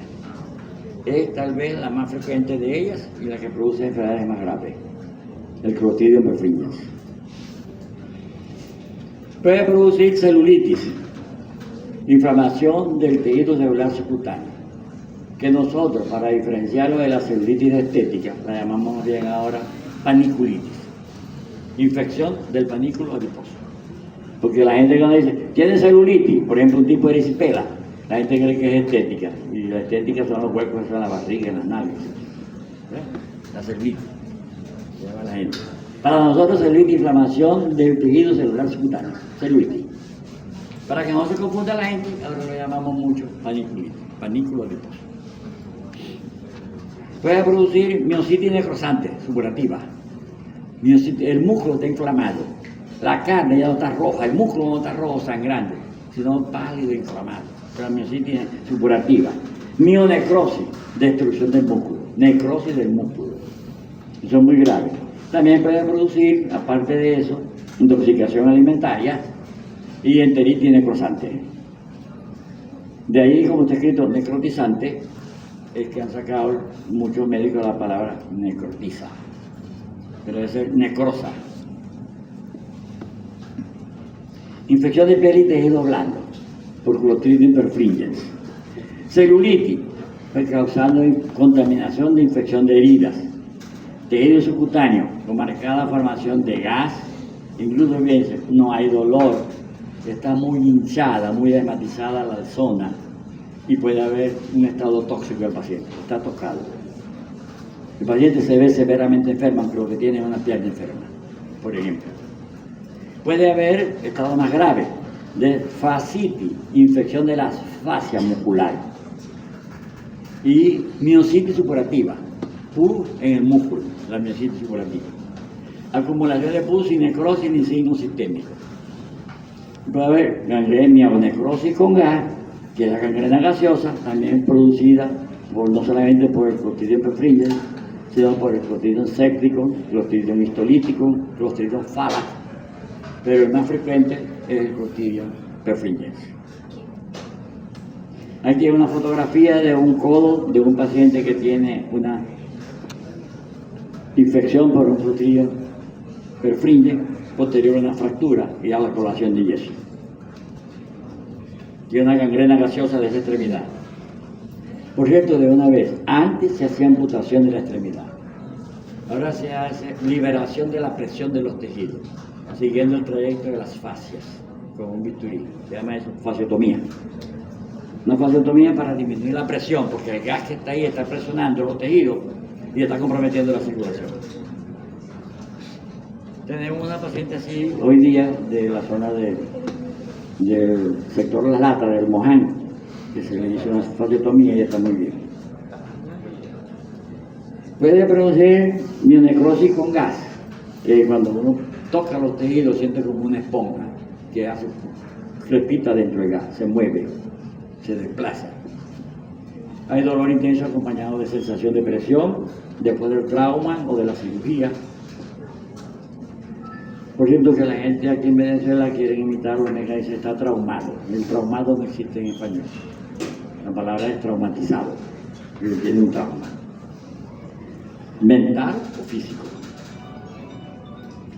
Después va a haber entonces edema, sensibilidad, palidez, decoloración y equimosis. Y ahí tiene la foto típica.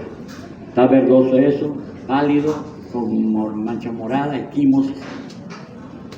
Hay necrosis muscular adentro, hemólisis intravascular, hipotensión, puede ocurrir falla renal, shock y muerte a los pocos días del inicio de la enfermedad. Eso es muy grave si no se trata a tiempo. Ahí tienen otro paciente con gangrena gaseosa, una mujer con una gangrena abdominal, miren las burbujas de gas en el abdomen, en la zona suprapúbica. Esta bacteria está muy implicada en una gangrena que se presenta en los diabéticos, con necrosis de los genitales, tanto hombre como mujer, y que se extiende hasta la pared abdominal y los glúteos, que se llama la gangrena de Fournier. Ahí tienen una fotografía, el tejido ese desvitalizado. La otra consecuencia que causa otra enfermedad, los Clostridium perfringens, es intoxicación con alimentos. O sea, fíjense que daño tisular puede producir problemas gastrointestinales. Intoxicación alimentaria. Se debe decir alimentaria, no alimenticia, porque nadie se alimenta con ese vómito. ¿Verdad? La gente, vómito alimenticio, no, vómito alimentario, porque nadie se alimenta con el vómito. Debido a la ingestión de productos cárnicos, carne de res, de pollo, tortuga, etc. Proteínas ricas, carnes ricas en proteínas. En productos contaminados con gran número de Clostridium perfringens. Sí, sobre todo si está bien cocinada y almacenada. No se cocinó bien, se almacenó, sobre todo encerrándola en bolsas plásticas, etc. Ahí crecen las bacterias. Y las tortugas, por vivir en el mar, en el lago, pueden tener mucho Clostridium. Cualquier animal, los camarones, etc. El periodo de incubación es corto, de 8 a 12 horas de haber ingerido la comida. Hay presentaciones clínicas, son calambres abdominales, diarrea acuosa, no hay fiebre, náusea o vómito. Fíjense, esto es muy importante porque habitualmente esa se parece a la que causa el estafilococo aureus. Intoxicación alimentaria. Después de ingerir la toxina, uno tuvo una fiesta, se echó los palos, comió allí una cosa, una sopita, y cuando llegó a la casa a las 4 o 6 horas tiene diarrea. Eso es porque ya ingirió la toxina preformada. Por eso hace acción tan rápida. En cambio, no es que la bacteria va a producir la toxina, ya la produjo. El cuadro dura aproximadamente 24 horas, se limita. Cuando los alimentos están conservados por baja temperatura, menos de 70 grados centígrados, permiten que la espora germine y produzca la forma vegetativa, que es la productora de las toxinas. Hay multiplicación bacteriana por algunas esporas que sobreviven durante la cocción si no se hizo a alta temperatura. La rápida refrigeración de los alimentos y volverlos a calentar después, antes de ingerirlo, por lo menos a 74 o 75 grados centígrados, evita eso. El alimento que tengan ustedes dudas de si está bueno o malo, una lata bombada, deséchenla, pero si la quieren ingerir tienen que ponerla a alta temperatura. La enteritis necrosante, por Clostridium perfringens tipo C y productor de la toxina B. Es raro un proceso que se produce en el yeyuno, caracterizado por dolor abdominal agudo, vómito, diarrea sanguinolenta, está en el yeyuno. Entonces le falta caminar hasta el ilio, entonces le falta caminar todo el trayecto colónico, y ya hay ulceración, diarrea con sangre, y eso produce perforación de la pared del intestino. La bacteria se puede aislar en hemocultivo, pero es insignificante la posibilidad de aislarla. Puede haber complicación de otras infecciones por el mismo Clostridium, a partir del intestino, irse a otras zonas. Yo tuve un paciente en PIA que ingirió unas arepas que habían estado en el fogón de una hacienda. Ese fogón pasaban, habían huellas de iguana y de serpiente, contaminaron esa arepa que él se comió y hizo una infección gastrointestinal con diarrea por Clostridium y después hizo una gangrena en las piernas. O sea que, fíjense, la septicemia, el paso hacia los tejidos a partir del intestino. También puede producir endometritis, sobre todo en abortos provocados, abortos no estériles, necrosis del tejido uterino y bacteriemia con hemólisis intravascular masiva, debido a que produce toxinas que son hemolíticas, la toxina alfa. Diagnóstico microbiológico de la infección por Clostridium perfringens. El diagnóstico se basa en la observación clínica y los interrogatorios. ¿Qué comió? ¿Cómo pasó eso? ¿Cómo se le contaminó la herida? Si con pasto, si con tierra, si con estiércol de animales, etc. ¿Por qué pasó eso? El elemento no solo es diagnóstico, pero no es diagnóstico. Se puede tenerlo sin tener enfermedad. Porque el Clostridium perfringens se puede aislar en heridas contaminadas en pacientes que no tienen enfermedad. Pero no es lo mismo tener la bacteria que tener enfermedad causada por esa bacteria. El aislamiento en alto número de los alimentos confirma el brote por intoxicación alimentaria. El tratamiento de la gangrena por Clostridium, sobre todo el perfringens. Remoción de todo el tejido desvitalizado, quitarlo. Alta dosis de penicilina, porque las penicilinas siguen siendo muy buenas para los Clostridium. Esta es una de las pocas utilidades de la cámara hiperbárica, porque aquí hay gente que está poniendo cámara hiperbárica para las arrugas, para el cáncer, para el pie de los diabéticos. Y lo puedo decir con nombre y apellido, los médicos de la Clínica Paraíso. Eso no sirve para eso. La cámara hiperbárica se inventó en el mundo para despresurizar 475 grados centígrados, evita eso. El alimento que tengan ustedes dudas de si está bueno o malo, una lata bombada, deséchenla, pero si la quieren herir tienen que ponerla a altas temperaturas. La enteritis necrosante, por Clostridium perfringens tipo C y productor de la toxina B. Es raro un proceso que se produce en el ayuno, caracterizado por dolor abdominal agudo, vómito, diarrea sanguinolenta, así está en el ayuno. Entonces le falta caminar hasta el ilio, entonces le falta caminar todo el trayecto colónico, y ya hay ulceración, diarrea con sangre, y eso produce perforación de la pared del intestino. La bacteria se puede aislar en hemocultivo, pero es insignificante la posibilidad de aislarla. Puede haber complicación de otras infecciones por el mismo Clostridium, a partir del intestino, irse a otras zonas. Yo tuve un paciente en PIA que ingirió unas arepas que habían estado en el fogón de una hacienda. Ese fogón pasaban, habían huellas de iguana y de serpiente, contaminaron esas arepas que él se comió, y hizo una infección gastrointestinal con diarrea por Clostridium y después hizo una gangrena en las piernas. O sea que, fíjense, la septicemia, el paso hacia los tejidos a partir del intestino.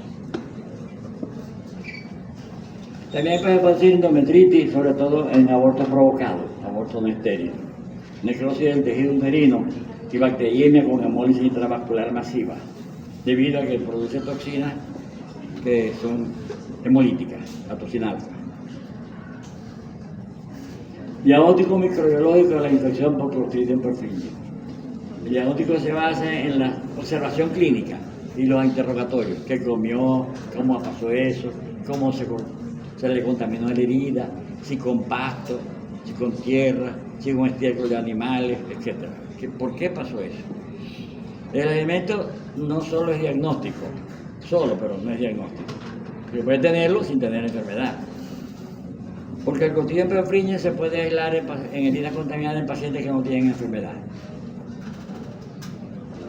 Pero no es lo mismo tener la bacteria que tener enfermedad causada por esa bacteria. El aislamiento en alto número de los alimentos confirma el brote por intoxicación alimentaria.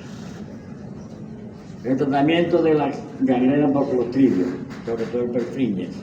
Remoción de todo el tejido desvitalizado, quitarlo. Alta dosis de penicilina, porque las penicilinas siguen siendo muy buenas para los Clostridium. Esta es una de las pocas utilidades de la cámara hiperbárica, porque aquí hay gente que está poniendo cámara hiperbárica para las arrugas, para el cáncer, para el pie de los diabéticos. Y lo puedo decir con nombre y apellido, los médicos de la Clínica Paraíso. Eso no sirve para eso. La cámara hiperbárica se inventó en el mundo para despresurizar a los buzos. Y aquí en Maracaibo, en el estado Zulia solamente habían dos. Uno la tenía el Hospital de la Creole, Hospital Coromoto. Otra la tenía el Hospital de la Cheve, Hospital Centro Médico del Occidente. Tenían esa cámara hiperbárica para cuando los buzos salían morados de estar metidos en la profundidad del lago, Lo traían ahí rápidamente, le ponían oxígeno a altas presiones y altas concentraciones y se recuperaban. Entonces, para la descompresión de los buzos es el uso de la cámara hiperbárica. En este caso, posiblemente resulta porque al meterle mucho oxígeno a los tejidos, la bacteria que está produciendo la infección se muere porque ella no puede estar en contacto con el oxígeno. No está tan demostrado, pero se utiliza con justificación. El tratamiento quirúrgico es esencial en la gangrena. El tratamiento quirúrgico, sacar, abrir, descomprimir los tejidos, quitar la matriz que está podrida, que uno la toca y le mete el dedo a la matriz y está como una carne dañada. El método más efectivo de prevención de la gangrena gaseosa es evitar las heridas lo más pronto posible. Y limpieza y desinfección de heridas. Aquí hemos visto pacientes que han tenido traumatismo en una moto, lo llevan al hospital, lo medio lavan, lo enyesan para operarlo entre 3 y 4 días cuando haya cupo quirúrgico. A ese paciente, aunque no lo operemos de inmediato, hay que hacerle una buena limpieza allí en la zona. Agua y jabón, solución fisiológica y jabón, solución fisiológica y jabón. Para retirar parte de los tejidos que puedan haber ahí, de tierra, de material fecal de animales, de tela, de bacterias, etc. Esa es la mejor, porque hemos visto muchos pacientes con gangrena porque los dejan allí al olvido. Y no quiero hablar mal de los colegas extranjeros que están haciendo así los posgrados. Pero los posgrados que están haciendo aquí, los colombianos, los peruanos, los ecuatorianos, dejan mucho que desear porque ellos están deshumanizados. Vamos a hablar de Clostridium tetani. Clostridium tetani, pero todavía va a llamar tétano o tétanus en latín o en español. Es un bacilo gram positivo grande, móvil, en forma de palillo de tambor, porque es una bacteria que forma esporas en los extremos. Parece un palillo de tocar tambora. Tiene la espora terminal. Es extremadamente sensible a la toxicidad por el oxígeno. Es como muy sensible al oxígeno, como el Clostridium difficile. Por lo cual es difícil su crecimiento en cultivo. Y además en los cultivos crece produciendo una película babosa encima de la carne. Tiene actividad proteolítica, es decir, desdobla las proteínas, pero no tiene capacidad para fermentar carbohidratos. Eso se utiliza en el laboratorio. El hábitat del Clostridium tetani es el suelo, donde cae habitualmente por heces de gente o de animales. El tracto gastrointestinal de muchos animales y del humano. Ahí es donde está el Clostridium difficile. Carece de poder invasivo. Él penetra la bacteria cuando vive en forma esporulada y lo metimos con una aguja, con un pinchazo, con un clavo, con un alambre, con una lata, con una cabilla oxidada. Ahí es cuando entra, porque él no invade los tejidos. Yo puedo revolver un cultivo de Clostridium tetani con mi mano y no me enfermo. Tampoco entra por vía respiratoria, que la gente va a ver a pacientes con tapabocas, con guantes. Eso no pasa. Carece de poder invasivo. Penetra a través de heridas penetrantes, punzantes, quemaduras, úlceras, extracción dentaria también, lo hemos visto, tétano por entrada por extracción dentaria, y infección por el cordón umbilical de del niño que la madre no fue inmunizada durante el embarazo contra el tétano. En el control del embarazo, a la mujer hay que colocarle vacuna antitetánica obligada. No toxina, sino toxoide. Y el embarazo da tiempo a que uno le aplique las 3 dosis. Para que ella elabore anticuerpos que van a pasar por la placenta al niño y van a protegerlo de que cuando cortemos el cordón se infecte del tétano por el cordón umbilical. Aquí hemos visto varios casos de tétano de recién nacidos que han muerto. Porque la costumbre de los aborígenes es, después que lo cortan, con la tijera con que cose la madre, ¿verdad? Para que esa costurera la hijita, o con el machete con el que trabaja el padre, para que sea obrero el hijo. ¿Verdad? Creen que con cortarlo con un machete va a ser trabajador, cortarlo con una tijera va a ser honrada y trabajadora y hogareña. Y entonces además le agregan algunos excrementos de animales, de culebras, de machorros, para que se seque eso. Entonces ahí le están poniendo las bacterias. Buenísimo.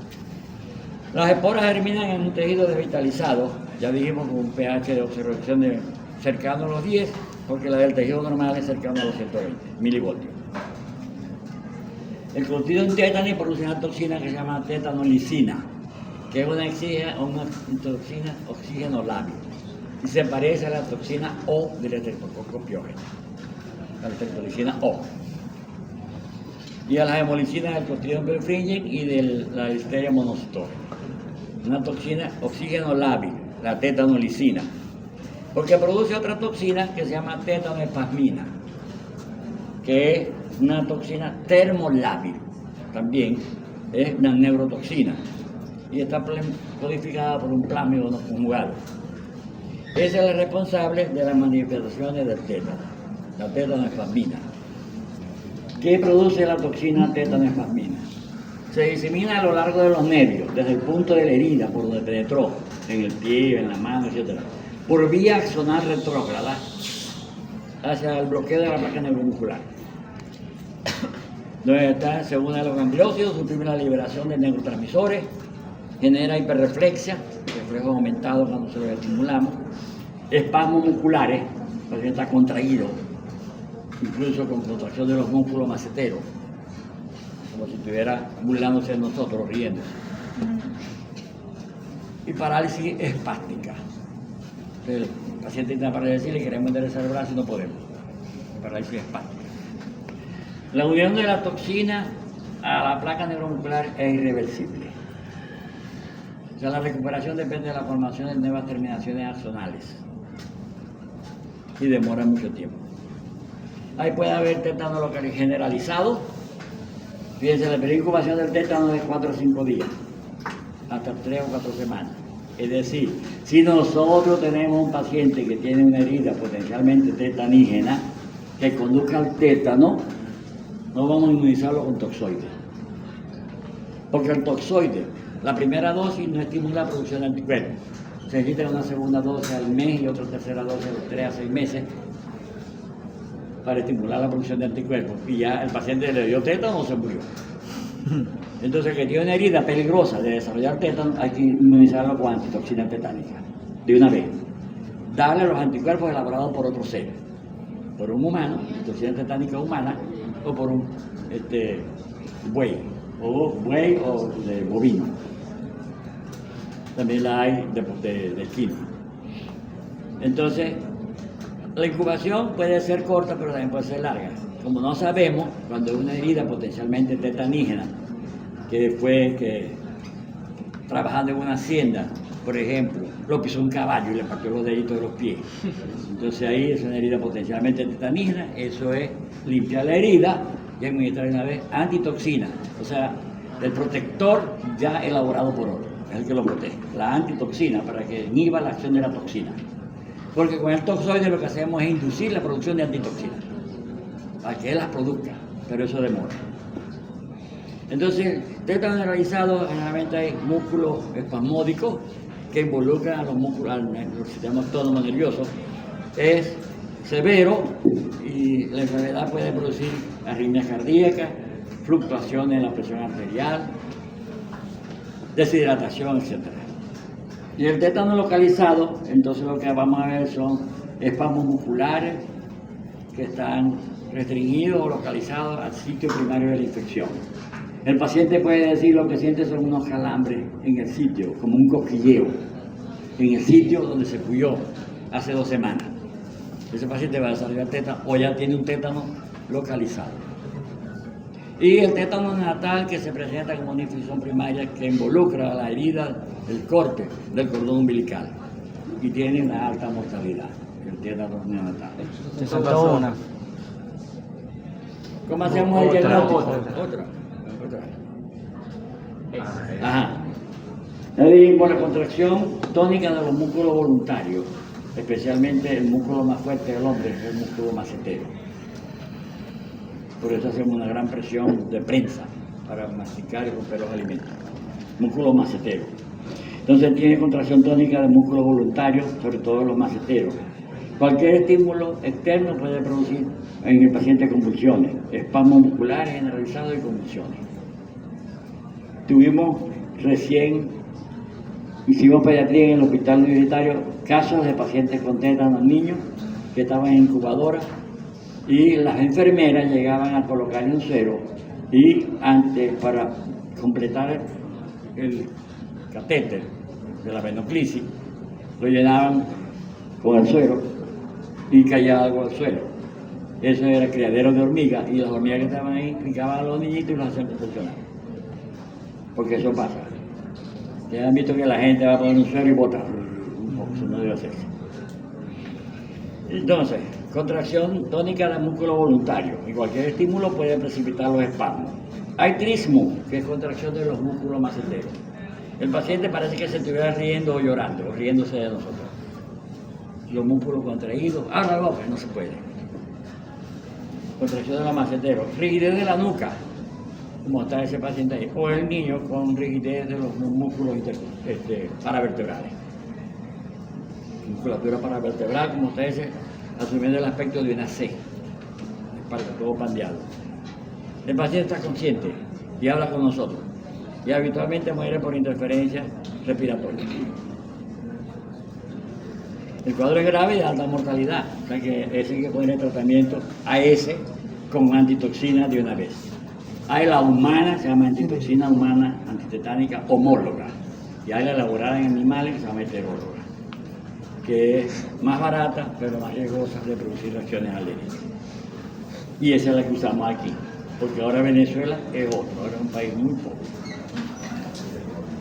Tratamiento y prevención tiene una alta mortalidad en neonatos, ya dijimos recién nacidos, una alta mortalidad. Y el paciente cuyo periodo de incubación es menor de una semana, porque posiblemente el que incubó un tétano en menos de una semana ya lo está desarrollando, o tiene algún problema inmunológico, o tiene una bacteria muy agresiva. Entonces en eso que tiene una incubación muy corta, es grave. La inmunización pasiva con inmunoglobulina es válida. O sea, la inmunoglobulina es usando anticuerpos elaborados por otros, se llama inmunización pasiva. Porque cuando uno la elabora se llama inmunización activa. Uno elabora con vacunas. Vacunación con toxoide tetánico. La infección no confiere inmunidad, eso es muy importante. Porque el paciente que tuvo un tétano, años después puede tener otro tétano si puede tener otro accidente similar o otra contaminación. Por eso es por lo que se recomienda que el paciente se esté inmunizando cada 10 años, para volver a que suba la producción de anticuerpos. Porque cuando se inmuniza a alguien y se le coloca un refuerzo o una dosis después de reactivación, se llama inmunización activa con respuesta de la memoria inmunológica. Y esa tiene como característica que induce mayor producción de anticuerpos y que además los anticuerpos duran más tiempo. Las dosis secundarias. Ese también se trata con metronidazol o con penicilina que tenga o penicilina. Los antibióticos no evitan la unión de la toxina a la placa neuromuscular, por si acaso. Pero con los efectos tóxicos deben ser controlados sistemáticamente y también las convulsiones. Profe, y cuando la persona, por ejemplo, que tiene tan contraído el músculo, por ejemplo, el músculo macetero, una vez que se le empieza a tratar, ¿sí suelta o vuelve a relajarse ese músculo? Eso demora mucho, la contracción de los músculos que ya están bloqueados por la placa neuromuscular bloqueada, por la tetanoespasmina, la toxina esa, demora en liberarse. De liberarse hay que esperar que se fueran nuevas terminaciones. El clostridium botulínico, la última que nos toca del grupo, ese produce el botulismo. También se llama cuello flojo de las aves. Es lo que la gente llama en las aves tabardillo, aquí en Venezuela. Vemos de pronto en una granja un pollo que anda caminando, corriendo con el cogote doblado, que tiene tabardillo. Y eso es botulismo del animal. También se llama la enfermedad así, cuello flojo de las aves. Y en el humano se llama botulismo. La bacteria se llama Clostridium botulinicum o botulinum. Las dos formas, botulínico o botulinum. Es una bacteria gram positivo, un bacilo gram positivo. Es por un lado. Fíjense el aspecto que tiene, parece una raqueta. Sin cápsula, no es capsulado, pero tiene espora subterminal. Porque digo que las esporas pueden ser centrales en el centro de la bacteria, en el polo terminal o entre los dos. Subterminal, este es subterminal. Se subdivide en 4 grupos basados en las propiedades genéticas, pero en verdad son 4 especies separadas. Produce la neurotoxina más potente que exista, la toxina botulínica. es la más potente de las conocidas. Existen 7 tipos antigénicos de Clostridium botulínico: A, B, C, D, E, F, G, hasta la G. El A, el B, el F y el E y el F son los que más frecuentemente infectan al humano. A, B, E, F son los más frecuentes del humano. Otras especies también producen botulismo, producen la toxina, como el Clostridium butyrus, tipo E, Clostridium barati, Clostridium argentinensis. La enfermedad humana está asociada a Clostridium butyricum y a Clostridium barati en el humano. El hábitat de la bacteria es el suelo y el agua. Por eso se contaminan mucho los moluscos y los mariscos envasados. Porque puede estar en el agua. Y en el agua, incluso en Venezuela ahorita hay un problema con la exportación de camarón y estas cosas para Estados Unidos. Porque no le han hecho buenos estudios para demostrar que están exentos de esa bacteria y los han rechazado. El hábitat y el suelo. El suelo. Él tiene la exotoxina A y exotoxina B. Esta es una proteína protectora de 150.000 Dalton. La subunidad A tiene actividad sin endopeptidasa. Y la otra subunidad, que es la B, no se le conoce muy bien. Actúa sobre el sistema nervioso periférico, que produce inhibición de la liberación neurotransmisor. También produce un bloqueo, como el tétano. Bloquea la liberación del neurotransmisor de la acetilcolina en la sinapsis colinérgica, lo que resulta pérdida de la contracción muscular. El músculo no se contrae, hay parálisis, pérdida de la contracción muscular y parálisis. Y los síntomas se relacionan con la acción anticolinérica de la toxina. La acetilcolina se requiere para la liberación de la excitación muscular, para la excitación. Eso conduce a parálisis flácida, parálisis motora, simétrica, descendente. Es muy importante que el paciente empiece a decir que algo le está bajando, la parálisis. Dice, tengo parálisis de los músculos motores del ojo. Veo doble, por ejemplo. Y él está consciente hablando, contándole a uno eso. Visión doble, diplopia se llama eso. Y empieza a ver que ahora tiene parálisis de varios músculos. No puede mover bien los ojos. Incluso él muere habitualmente por parálisis respiratoria, porque no puede mover los músculos intercostales para ayudar a la expiración e inspiración. No puede mover el diafragma para ayudar y no puede mover los músculos bronquiales. Entonces la acetilcolina se requiere para la excitación muscular. Eso conduce a parálisis flácida, parálisis motora, simétrica descendente, visión borrosa, diplopia, disfagia, dificultad para tragar, porque el esófago es un órgano músculo membranoso. Si el músculo del esófago no se contrae, los alimentos no bajan. Entonces tiene disfagia, dificultad para tragar, disartria, dificultad para hablar enredado, sequedad en la boca, puede haber constipación, dolor abdominal e hipotensión. Incluso la constipación es probable, incluso uno de los síntomas principales del botulismo en el niño de menos de 1 año de edad que recibe alimentación edulcorada con miel de abeja. Igual que el tétano, la recuperación requiere regeneración de las terminaciones nerviosas. Pero puede haber botulismo alimentario, porque nosotros ingerimos los alimentos que ya tienen la toxina. Sobre todo mariscos, alimentos hiperproteicos. Mariscos, moluscos, carnes, etc. Alimentos envasados, no los preparados en la casa.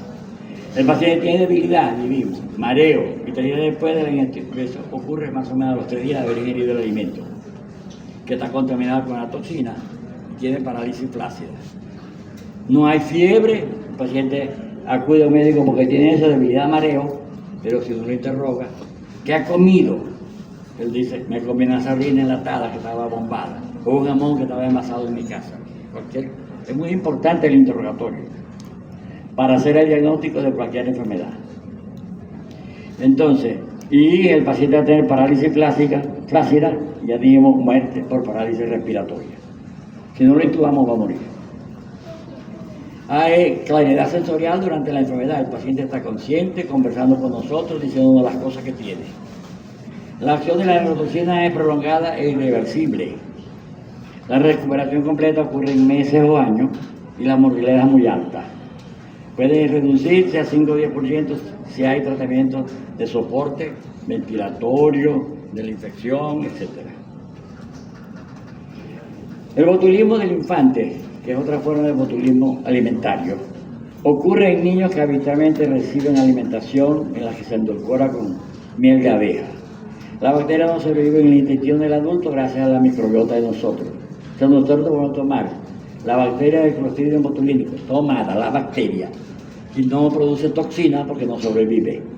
La enfermedad se produce cuando uno ingiere la toxina preformada.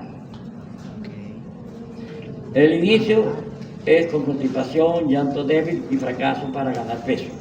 No hay desarrollo postoestatural en el niño. Hay una enfermedad en el niño progresiva con parálisis flácida, cromoiso respiratorio. La mortalidad, por suerte, es baja y es causa responsable de muerte súbita. Niños que se acuestan a dormir en la noche y en la mañana amanecen muertos. También hay botulismo por inhalación. Respirar las esporas del botulismo induce a que eso entre al tracto respiratorio, termine allí y produzca enfermedad. Se utilizó mucho en el pasado como arma biológica. Y cuando el desastre de la guerra de la Torre Gemela, se prohibió en Estados Unidos fumigar y todo, y recibir correo. Por eso quebró el correo estadounidense en esa época, porque no podían recibir cartas, porque en las cartas le podían llevar esporas de bacilo del Clostridium botulinicum. Entonces, además puede haber, por eso prohibieron los vuelos y la descontaminación de las sembradíos, fumigación prohibieron en Estados Unidos, porque tenían temor que durante la fumigación las avionetas que estaban fumigando tiraran esporas de Clostridium. También hay botulismo de la herida, debido a la producción de la toxina de la herida, pero eso es muy raro. Hay síntomas idénticos al botulismo alimentario, con síntomas gastrointestinales menos prominentes.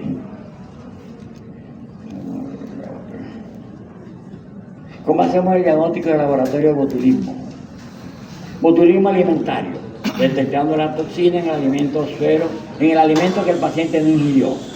Dejó un pedacito de contenido de la lata, le hacemos examen a eso. O a él, le hacemos examen a ver si tiene toxina botulínica o la bacteria en su estómago. También podemos hacer en el alimento, en el suero, en las heces del paciente y en el contenido gástrico. A ese paciente, como norma, se le va a hacer lavado gástrico. Meter una manguera por aquí, sacar todo lo que tenga el estómago y darle un laxante para que evacúe todo lo que le quedó, que ya pasó el estómago. O sea, se impone lavado gástrico y laxarlo, igual que los que se envenenan por ahí con cualquier fosforado. Lavado gástrico para sacar el producto tóxico que aún no ha pasado y evacuación del intestino, vaciarlo, lavado intestinal, expurgarlo, laxarlo, para que bote lo que aún no se ha absorbido. Botulismo infantil, detección de la toxina de las heces en el suero del niño o la bacteria en el cultivo de heces.